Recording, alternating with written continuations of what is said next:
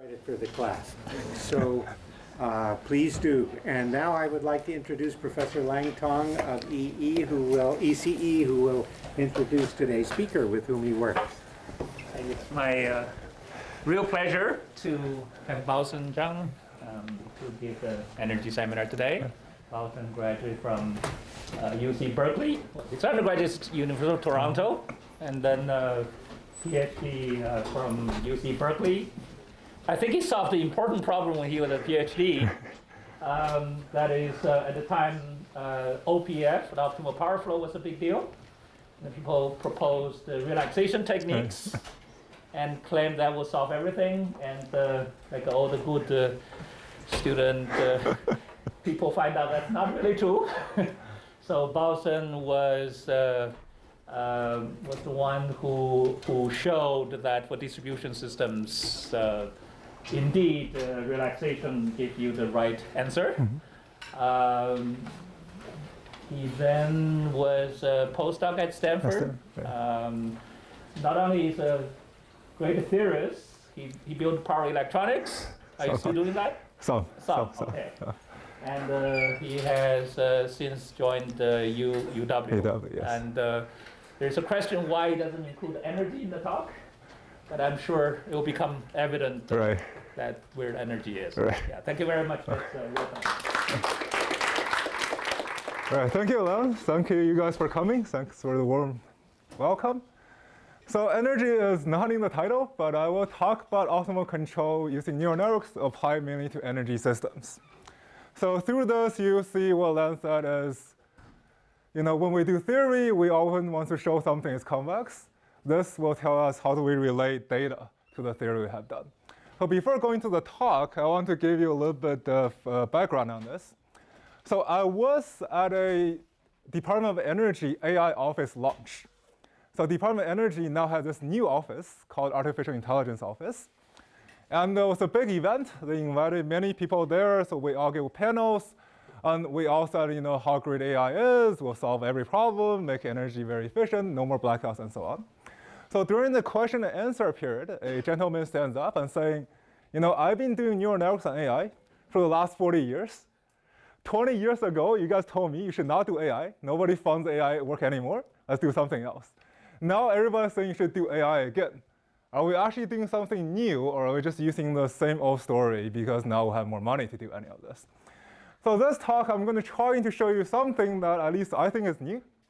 I think what happens when you try to meet theory, data, when you look at both control and learning.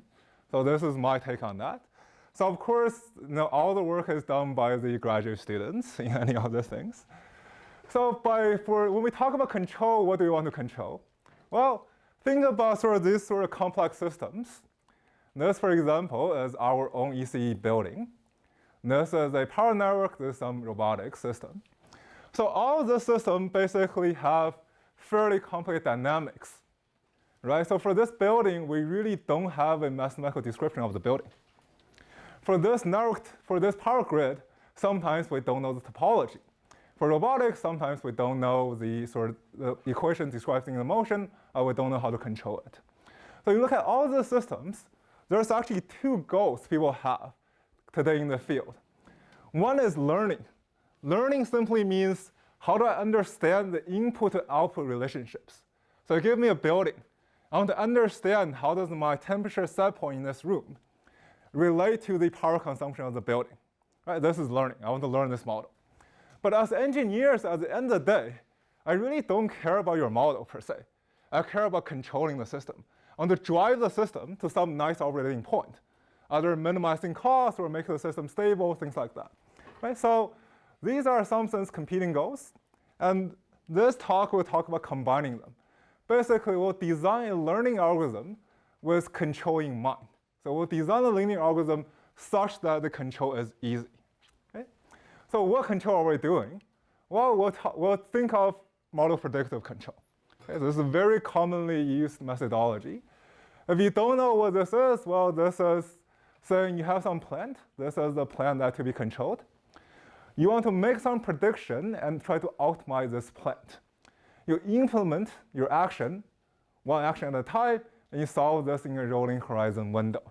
So again, if you think building as an example, let's say I want to reduce the power consumption in this building. What I can do is I can come up with a model describing the building, optimize the building for the next, let's say, 3 hours, take one action for the next 5 minutes, then resolve the problem every 5 minutes. No, so you solve this rolling horizon problem. So mathematically, it looks something like this. You try to minimize some cost. You have some constraints in the system. For example, if you talk about temperatures, you want the temperature within this room to be between, let's say, 65 and 72. Right? You have some range your control must stay in. And the model of your plant is basically some equation mapping your state and input to the next state of the building, to the next state of the system. So if I change the temperature in this room, what happens to the temperature an hour from now? Right? How much power do I use? Okay, so for model predictive control, if you have this model, in principle, you can keep trying to solve this problem. And hopefully, you get a fairly good solution by solving that problem. Now, a challenge with using model predictive control is somebody has to give you the model. Okay? This model has to be there. Well, do we always have the model? Not necessarily. Okay? Right? Two challenges is that the model may not be linear. So the control problem may be very hard to solve. And often you don't know what the model is. You have no mathematical description of what the model is. So if only challenge you have is the model being nonlinear, then often linearization works well. You can linearize this nonlinear system at the operating point and try to successfully solve the linear optimization problem. That is, the trackable problem can be solved very efficiently. A much harder problem is to say, what if the system is nonlinear and there's no good mathematical description of it? Okay, what if both the system is complicated enough, linear model doesn't describe well, but I don't actually know what it is? So again, in your mind, think of this building. Right? Do you really know the mathematical equations describing the heat flow in this building? Okay? Most often, we don't. And for many actual energy systems out there, we don't know what the model is. We know they're complicated. We know the physical laws, but we don't know the parameter of the model. So how do I control something that I don't know the parameter of? So the contribution of this talk is really to give us a so-called data-driven method to deal with both nonlinear systems and systems where you don't know the model. Okay? So how does this fit into the method we have today? Well, when you look at MPC and when you look at, so the way we're going to do this, we're going to use something called input convex neural networks. So we're going to try to balance learning and control. Okay, so what does balancing mean? Well, today, if you look at current methodologies for MPC or for engineering, basically there's two axes you can try to optimize. You can either try to optimize on accuracy. You can try to get the as accurate description as possible of the actual system you're working with. Or you can try to get something that's tractable or something you can actually optimize. Okay? And there are different models that optimize different metrics. For example, linear model is very tractable. Okay? If your model is linear, it's sort of trivial to solve the MPC problem. But often a linear model is not very good. So you're losing in accuracy. Okay? You have something that's tractable, but not very accurate. On the other hand, nowadays, everything is a neural network. Okay? If you have data, you can make it into a neural network. So you can fit a neural network using the data you have. Neural networks will have very good accuracy. It's very easy to get a neural network to fit, let's say, with 99% accuracy. But try optimizing a neural network. This thing is very difficult to optimizing a closed-loop system. If you put a neural network into MPC, your performance, you have no guarantee will actually be better than a linear model because you cannot optimize it. Okay? So in this talk, we'll try to do is we'll try to strike a balance. We'll try to strike sort of optimal trade-off. And we'll basically make this neural network convex. So we'll try to have something that's both tractable and both fairly accurate. Okay? And in this talk, we'll look at how do we do this and how does this apply to energy systems. So the paper is out, the code is out, the data is online. So if you're interested, you can go in and take a look at the code if you want. Okay? So the two particular applications we'll look at today, one is building control, and second is voltage regulation. So in Len's introduction, he said, I solved an important problem in water regulation. In some sense, that's actually not true. So in this talk, I'll tell you why the problem I solved has not been implemented anywhere in the world. So it's a nice theory, but somehow nobody in practice uses it. And I'll tell you now using data, how do we close the gap between a lot of theory and in practice, how do we use it? Okay? But let's first go to building control. So why does building matter? Why does building control matter? Well, buildings by far consume the most electricity in the US. 75% of all electric power in the US is consumed by buildings. Okay? Transportation consumes a very tiny fraction of it. Industry consumes maybe 25%. Buildings like this and residential buildings consume about 3/4 of all electricity generated in the US. Okay? So you can imagine if I can shave off even 1% of this pie, this is a terawatt hour of building usage. And of course, and this costs money.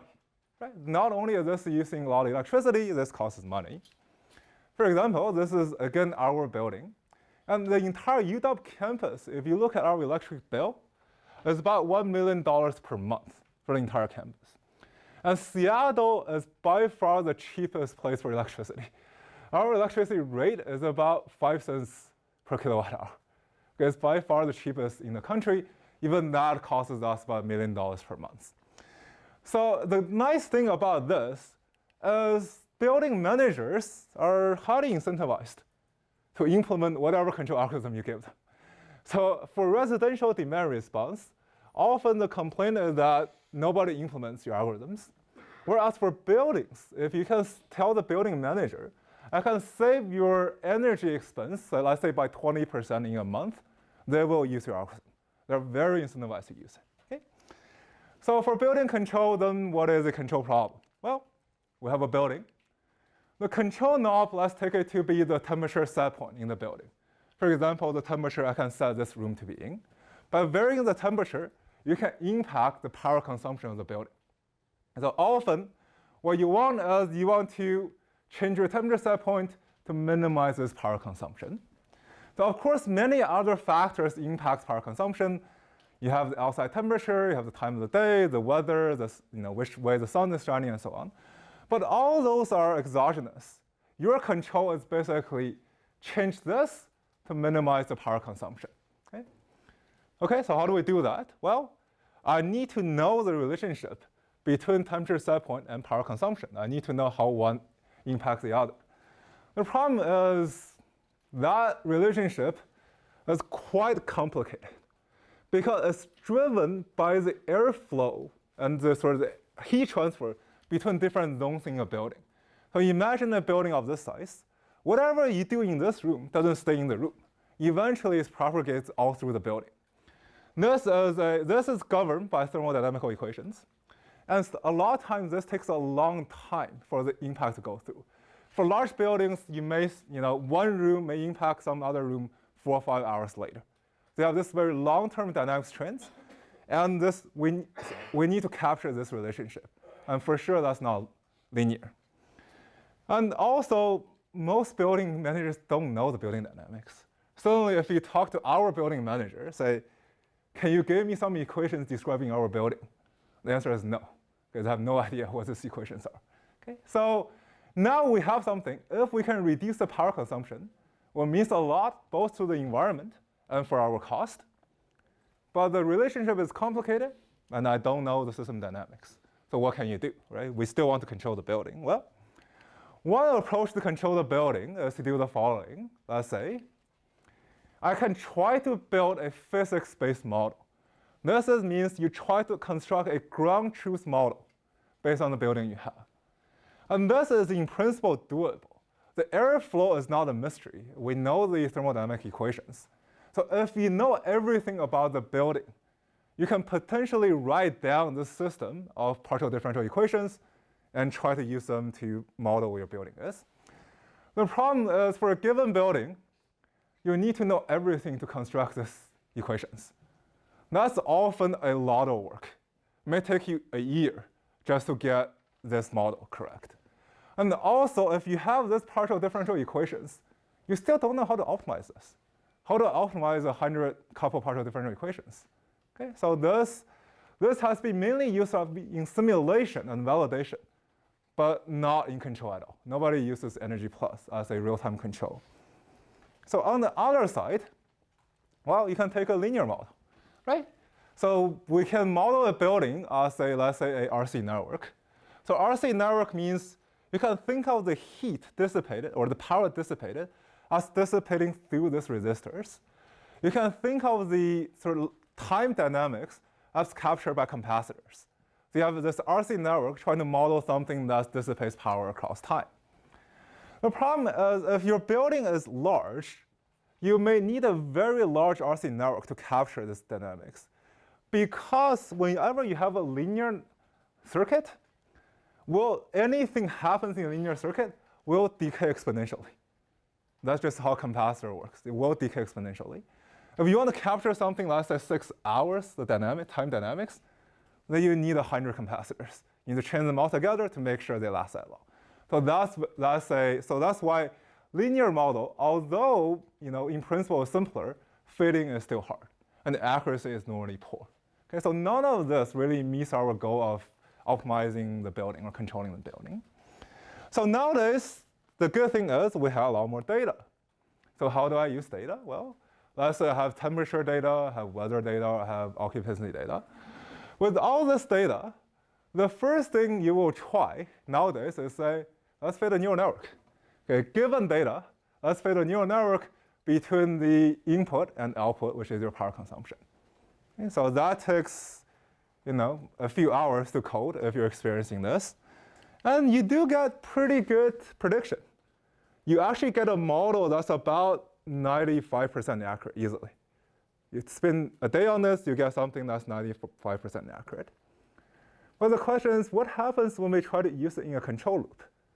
Okay, so now my mathematical description of the building, instead of being an RC network or a bunch of partial differential equations, this learned neural network. So now let's stick this neural network inside our control loop. Okay, so I have a plant. I replace a plant by a neural network. Okay, that's all this is. And we try to optimize across this learned neural network that represents our physical system. Okay? So we train a neural network, fits fairly well. And we have this as now our MPC problem, where the dynamics is captured by this neural network that we have learned. Okay, so we're going to try repeatedly solve this problem in a rolling horizon. And hopefully we can get some good temperature set points that will minimize the power consumption. Okay, so you can try this. The short story is this fails pretty badly. This doesn't work if you directly try this. You can stick a very accurate neural network inside this.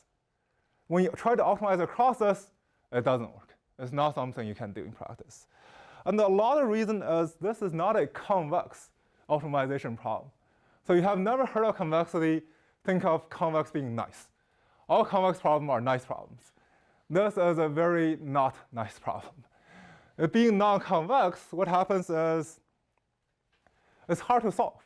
There's many, many local minimums in this optimization problem.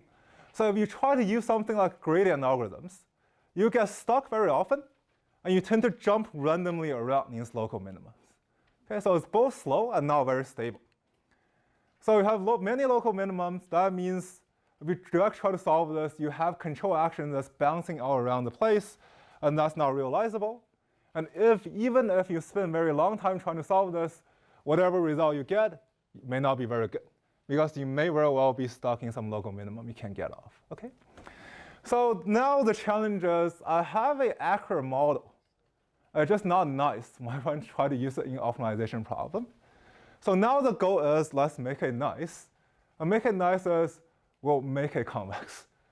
Instead of taking a standard neural network and just training that neural network, we'll engineer this neural network to be input-output convex. If we can do so, then at least I'll make this problem a convex optimization problem.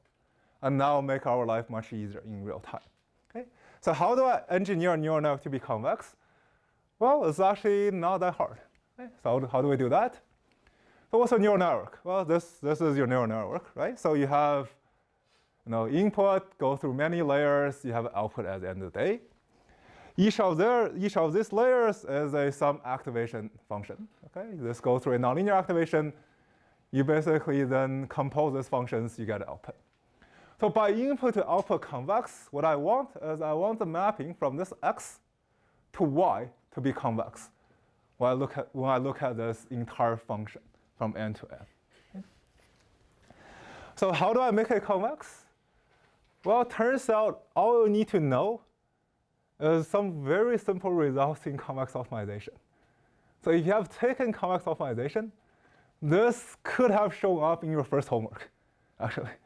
You should be able to solve this in your first homework. Okay, so any ideas on how I can make this convex? We have composition of functions. I want to guarantee this function by construction is convex. How do I do that? Convex activation. Right, so first one I need is a convex activation function. I'm composing all this, each layers of functions. So each of them better be convex. Each of them better be convex. Well, that's easy to do. You take this ReLU activation, this is convex. So this is very popular activation function, happens to be convex for you. Okay, so is this enough? Is it enough just to take each of the activation functions to be convex? Is it enough to guarantee this whole thing is convex?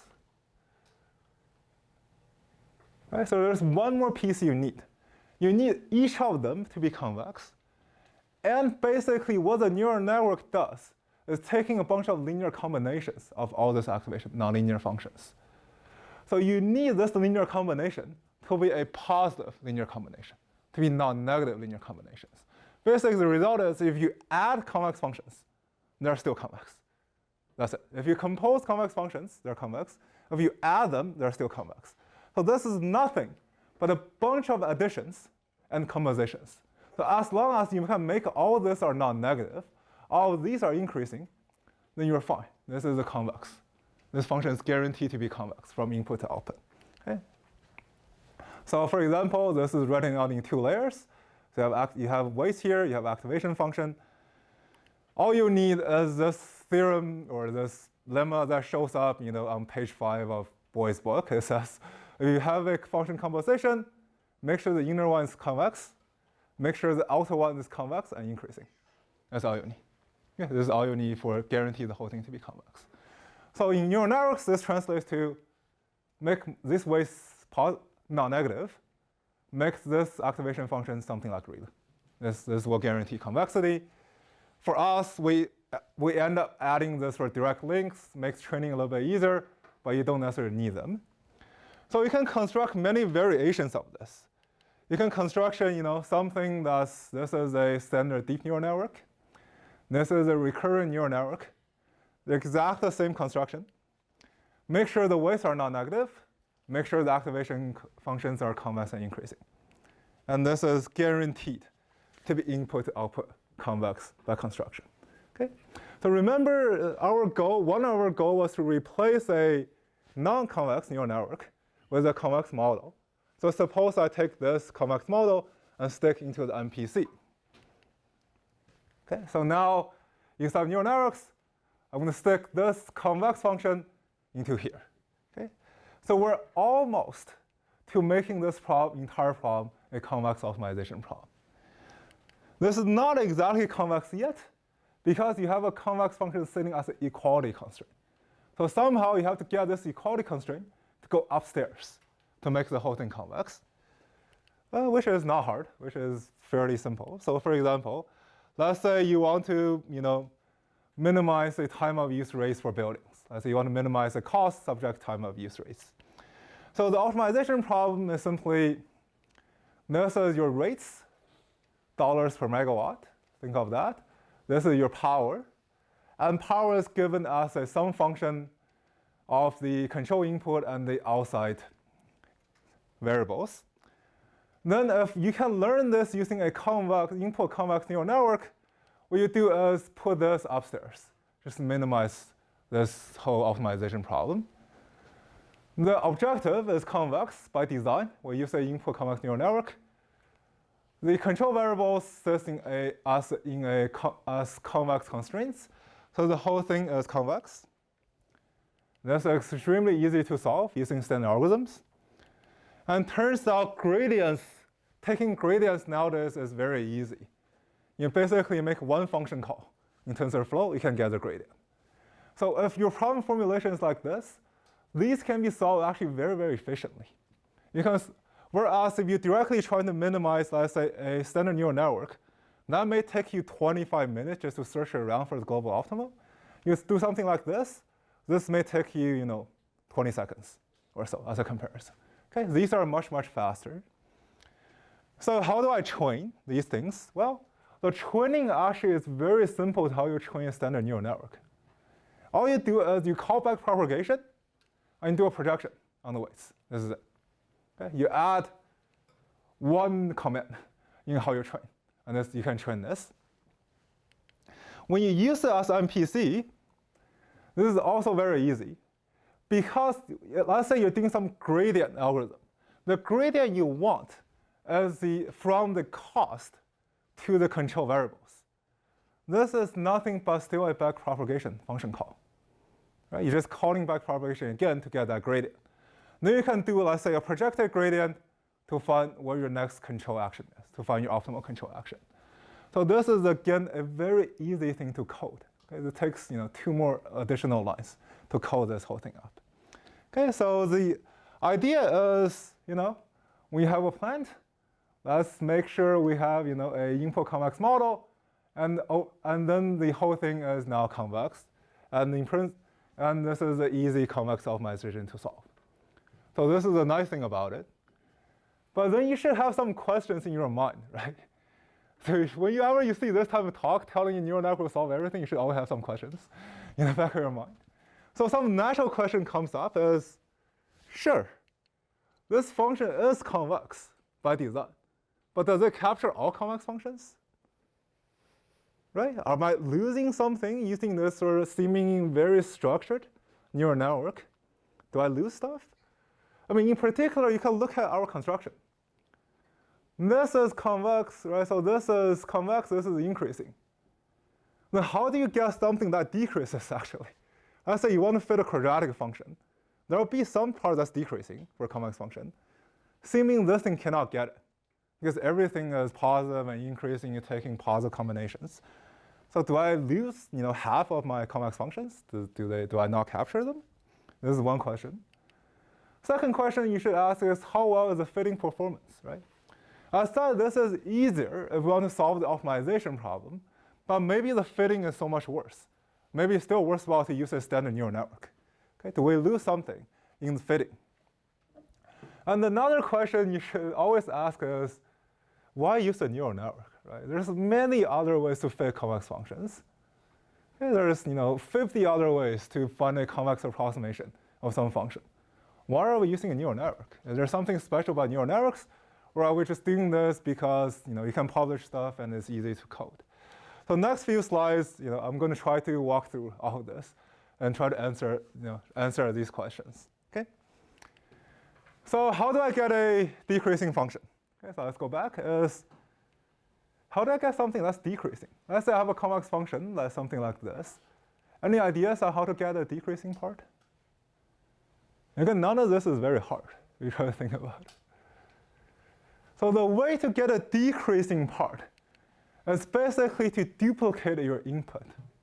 So anytime if you have x as an input to your neural network, flip the sign and put minus x as an input to the network. What happens is this will be increasing from x to y. Will be increasing from minus x to y. Hence, you can get a decreasing behavior from x to y. Okay, all you do is just flip the sign. Whatever you have, flip the sign. You can prove this will approximate all Lipschitz continuous convex functions. Okay, so all convex functions, that's enough to take a neural network where the activation differences are ReLU, weights are non-negative, and when you duplicate this input. Okay, this is enough for the entire class of functions. During MPC, how do you handle this input duplication? Well, still a very simple trick. Add another input add an equality constraint. This is all you do when you're solving MPC. Okay, you want to duplicate this input? Well, fine.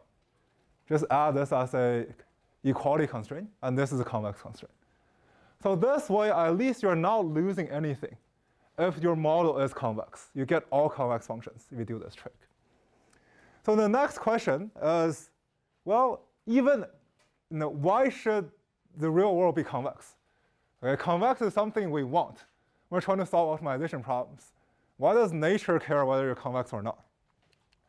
Well, so let's look at for the building example. Okay, this is building example. This is real data. So this is the real data from our own building, from our ECE building. So we can take the ground truth data and compare several different methods. So the end result is if you train a recurrent neural network, your error is about 5%. If you restrict yourself to a convex neural network, your error is still about 5%. So you're not losing anything in fitting in this case. And the reason is that there's good intuition on why this relation should be convex. So you can prove this is convex in some simple models. But intuition is, let's say you're trying to change the temperature based on power. Eventually, you hit somewhere, you have a diminishing return, basically. More effort, when you try to get it to be closer and closer to a temperature, you need to put more effort into it. And that's basically convexity. Your cost ramps up as you try to move the operating point away. So that's where convexity comes from. In this case, the model turns out to be convex. Okay, so convex is a good fit. So later, I'll tell you a storing power system where we know the ground truth model is convex. But whenever you have something, you have some actual systems, if you believe the model is convex, then this is a good approach. Okay, you don't lose much in fitting procedure. Of course, this is not the be and all of all models. For some models, you may not care about convexity. But then you should really engineer your network. And this is one particular way of engineering it. So the last question we ask is, why use a neural network, right? Why not use a standard convex approximation that has been studied for many years? So a very popular model is this. You try to take a max of affine functions. What this does is gives you basically you have a bounding hyperplane of your function. You try to bound your function with a bunch of hyperplanes. This has been used, at least for the last 20 years, for many, many problems. So are we doing better when we use a neural network? Well, so the way we're going to try to address this question is the following. Suppose you give me this model. How do I reproduce this using a neural network? Well, it turns out this is easy. You can have a neural network with n activation units to model this sort of max of affine functions with n pieces. This is the exact mapping. Again, we can try to now ask the reverse question. Okay? Suppose this is we have a neural network with activation units. How many pieces do I need to reproduce a neural network? We want to use this max of affine model. Turns out you can easily construct neural networks where it takes exponential number of pieces to represent your neural network. Okay, so this means your neural network is just a very efficient representation. Because the reason I'm using neural network is you can use a fairly compact network to approximate a very complicated function. And this really comes from the fact you have many layers. So whenever you stack layers on top of each other, these layers give you sort of this 0-1 activation behavior. And that shows up, if you use this for max of affine, shows up as exponential complexity. So for neural networks, you can get away with sort of much simpler models, much, much easier to train than if you want to approach this from sort of first principle model this way. Okay, so in summary, if we capture all convex models, if the physics convex does fairly well, and sort of a more efficient representation. So this is the theoretical part. This is the theory for that. This is the theory for that. Now I'm going to show you some numerical studies. So in numerical studies, we took this is a calibrated building in Seattle. Basically, this was a building in Seattle, was extremely carefully calibrated, and people constructed model energy plus, this from a prior project. So we have a very good ground sort of computer simulation that we can take as ground truth. We also have done this in actual buildings, but the data is not as rich as for this building. So I'm going to show you the simulation model.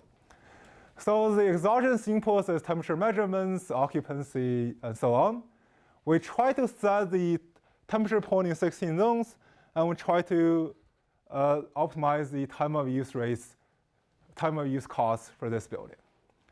And the model we fit is we fit a input convex RNN, and the time scale of this model is about 6 hours. So we're going to try to, taking the current and historical observation, we try to predict the power consumption for the next 6 hours at a 5-minute resolution. Okay, we're trying to make this entire prediction. We'll try to take one step, we'll take one action, which is every 5 minutes, we'll try to change the temperature set points. I'm going to move this in a rolling horizon kind of way. Okay? So I'm going to show you the results. So the takeaway is basically convex RNN can reduce your cost about, say 25%. The standard RNN gave you about 10% reduction, a RC network, 4% reduction, compared to a case where you don't do any control. And everything was trained on the exactly the same data, the exact same test set, validation set, so on. So only the machine learning model changes across all this method. Okay? So convex, basically, at least for cost, the performance is much, much better.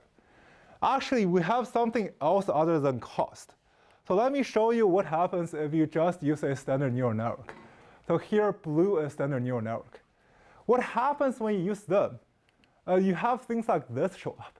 You basically have very sharp changes. If you use a standard neural network, this neural network will try to tell you, hey, you should do this for sudden changes in your control. This really comes from the local optima. Basically, for neural network, if the input data changes a little bit, you try to go some completely different optimization solution, and you tend to jump around. If you try to do something like building control, this is actually not realizable. Okay, your air handling unit will not do this for you. So if you use a convex model, you're actually much more smooth and much more stable. Okay, so this, you buy in performance, or you buy in stability using a convex model. And really the reason you buy a lot in performance is we have some intuition. The actual physics should be convex. So this is for building control. The next part is voltage regulation.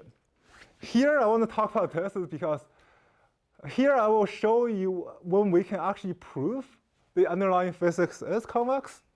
But without data, we actually could not do anything in this case. And now how do we use our input convex neural network to achieve voltage regulation? So what does voltage regulation mean? Well, voltage regulation means suppose you have a feeder.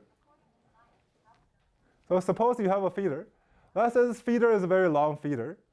What you want is you want the voltage to be fairly constant along the feeder. Well, if you have solar panels, voltage tends to rise. If you have electric vehicles, voltage tends to drop.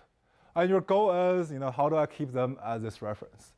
So the way to do this is not new. People have known for many, many years, you can use power electronics to inject reactive power. You can use power electrons even to the active power control to keep the voltage at reference. Okay? The challenge is, how do I solve this problem? How do I figure out how much power this power electron should inject into my feeder? Well, you can turn this into an optimization problem, the so-called optimal power flow problem. You can try to minimize some cost, and your goal is basically try to keep the voltage constant. Okay, you try to keep the voltage within some constraints, subject to the Kirchhoff laws of the power system. This is OPF. This was considered a hard problem. The reason is Kirchhoff laws are not very nice. Voltage releases power quadratically. V squared over R gives you power. And for AC networks, this is even more complicated. So it's not a nice problem. So many of us, started 5, 6 years ago, try to show when this thing is convex. How can we make the problem nice? There's many, many of us show this. So I'll show you sort of a very quick intuition on why this sort of so seeming hard problem, why should it be convex? So very quick review of power systems. Power systems, think of AC power system, think of something you have a voltage and a phase. And the power flow between two buses is really driven by the voltage difference and the phase difference. In practice, the voltage really doesn't change all that much. So in practice, normally everything drives it is this phase difference. So we can write down, active power flow equations, reactive power flow equations, and so on. So let's see, we can vary this angle, and we can see what happens to the power injected at the two buses. Okay? So these are the basic equations we have. And the angle, let's say, goes from 0 to 2 pi. We change this angle around in one period. So what does this look like? Anybody have any guess? Let's say, look at the p side. You have some theta going from 0 to 2 pi. What curve does this trace out of? What curve does this thing trace? Think of a high school geometry, right? You parameterize using theta. So if this is just sine and cosine theta, you have a circle. This is a linear transformation of a circle. You basically have ellipse. You just have a squashed circle. Okay? So your region looks something like this. This is your injection region. You vary theta, you trace out this hollow ellipse. This is not convex, because there's nothing in the middle. All you have, this is a one-dimensional line. Okay, this is very far away from being convex. But again, if you stare at this picture for a little while, you sort of realize from an optimization point of view, this is not very far from being convex. The reason is, let's say you're trying to minimize some increasing function. Let's try to minimize some increasing function. You can ask yourself, can that point ever be optimal? Could that point ever be optimal in this optimization problem? The answer is no. This is a strictly better point for whatever increasing function you want. This is better than that point. Okay? So your optimization really is trying to push. So your optimal solutions can actually only lie here on this side of the curve. Okay, can only lie on one part of the curve. So that's never optimal. All the optimal points lie in this parietal front. This is only where the optimal points can lie. And then convex relaxation is actually very easy. You fill in this ellipse. Okay, it wasn't convex, it was hollow. Okay, let's make it a full ellipse, a solid ellipse. And this is not convex. Again, any point internal to the ellipse is never optimal. Some point on this front will be strictly better. So the theory is, well, since the parietal front is invariant, we try to take the convex hull. Convex relaxation is actually tight. Okay? It doesn't matter if you optimize over this convex region or the hollow region. This is as for the geometric insight. Of course, algebraically, we need a way to describe the convex hull operation. So a lot of work was done on that. But picture-wise, this is the picture. Okay? So many of us work on that, right? We extend this to almost all tree networks. We all develop algorithms. We're very happy with this. We all got academic jobs based on this result. Then we went to talk to utilities and say, I have these nice algorithms. Please use them. And what utility tell you is this, sure, I'm happy to use your algorithms. This is my data. Knock yourself out. Okay, so what utility have is they will have some paper maps of what our distribution system is. They'll have this map, at least for the high voltage part. But anything in the secondary distribution system, they don't know. It's not that they don't want to tell you, it's that they don't know. They have no model. So it doesn't matter your optimization problem is convex or not, what algorithm you have.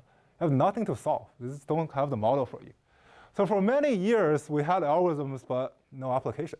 We don't know what the model is.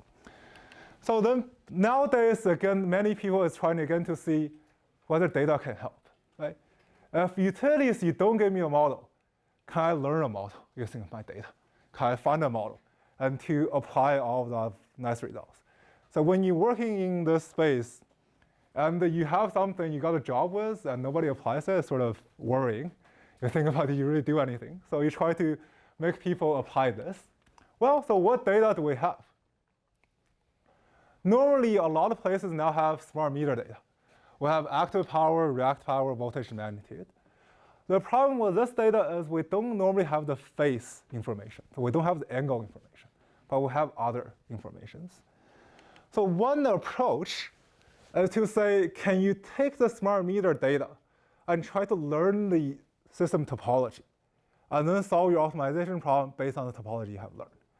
That turns out to be very challenging so far.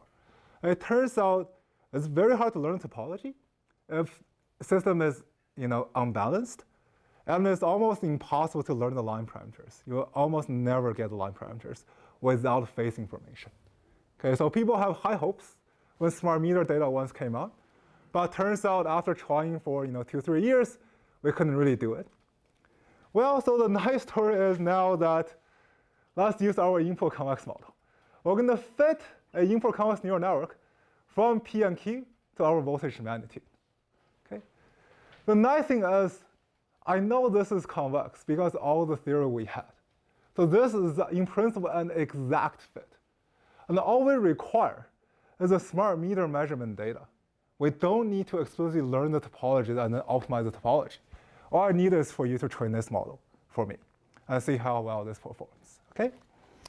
So the only small trick is, the only small thing is that for the output, we need to directly learn the difference to a nominal voltage to make this in convex. So we're going to learn the voltage offset. But with learning this, we can make the whole problem convex. Let's minimize the total offset, subject some constraint on reactive power. Here we have an input convex neural network. So this is our application. We're going to compare several fitting models. And our goal is we want to vary the active power. So we're going to vary the active power into the system. We're going to try to keep this deviation as small as possible, trying to minimize this one norm of the deviation. Okay, so how well do we do? Well, so let's skip this and just look at this picture. So we have 4 possible methods. We have a linear fitting model. We have a neural network. We have our input convex one. And we have the exact convex relaxation, SOCP, for this. So of course, fitting linear is not very good. Linear is not very good. For a neural network, the fitting is actually quite well. You can fit within 3% error. For this convex one, you fit a little bit worse. And of course, for SOCP, you have an exact formulation. Okay, this is exact.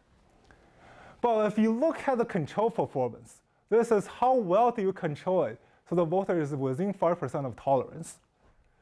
Neural network does actually quite badly. Even though its fitting performance is good, the control performance is not very good. For us, we achieve the exact same performance as the exact SOCP. Okay, we don't lose anything in control performance. And interesting is actually we run faster. This thing runs in about half a second. SOCP runs a little bit more than 1 second. Okay, this is the CVX-Pi implementation SOCP. And turns out that just, again, optimization, because gradient is so efficient, we can take many, many small gradient steps. It's actually very fast. So we actually do a little bit better than SOCP in terms of computation time. Okay, we beat SOCP. Okay, so I'm going to skip this simulation. Say a little bit about distributed algorithms. So one technical challenge with the convexity we have is that we're using ReLU activation function. So the problem with ReLU is that they're actually not smooth. So you have to do something called a subgradient algorithm rather than a gradient algorithm. And for distributed optimization, this may slow the whole thing down. You may need smoothness. But then it's very easy to engineer a smooth version of ReLU. You basically smooth out that kink. And then you can make it sort of arbitrarily smooth by controlling the curvature. And then you can design sort of this sort of convex distributed algorithms to make everything run much, much faster. Okay? So before I conclude, I want to talk about other learning methods. Right? So if you look at learning, many people are saying they're using model-free method. Ours is not model-free. This is a very much model-based method. We're just happening to train a neural network. We're just having to use a neural network as a model. Right? It's still model-based. So how will model-free work? Well, if you look at something like reinforcement learning, which is an extremely hot topic nowadays, how would that work? I'm not sure. Because the difficulty is how do you engineer some of this physics into RL? If I know convexity, how do I engineer convexity into this? I know something else, how do I engineer into this for model-free method? This is a challenging question. I think we should not always go for the harder thing, but sometimes takes try to think a little bit beyond what this is. So to conclude this last slide, as if you look at this talk, nothing of this is very deep. You basically take what we know from learning neural networks, take what we want from control optimization convexity, push them so they meet in the middle, naturally arrive this at input convex neural networks. It's not very hard to arrive this. So I think the story is if you try to look at a problem from both sides, not that you just want to do learning, or you just want to solve your problem, you don't care about data. If you try to make them meet, you'll get something that's interesting. Of course, there's a bunch of future work we're trying to do, right? Convexity is not everything you want. Convexity is one feature you may want, but for many systems, you may not care about convexity. At a very high sort of philosophical level, convexity, we're exploring convexity because the physical system is nice, happens to be convex. So what happens if your system is not so nice? You cannot exploit this for nice property inherently has. Then how do you design learning and control around it? So that's the open question we're trying to think about. And so this concludes the talk. Thanks, guys.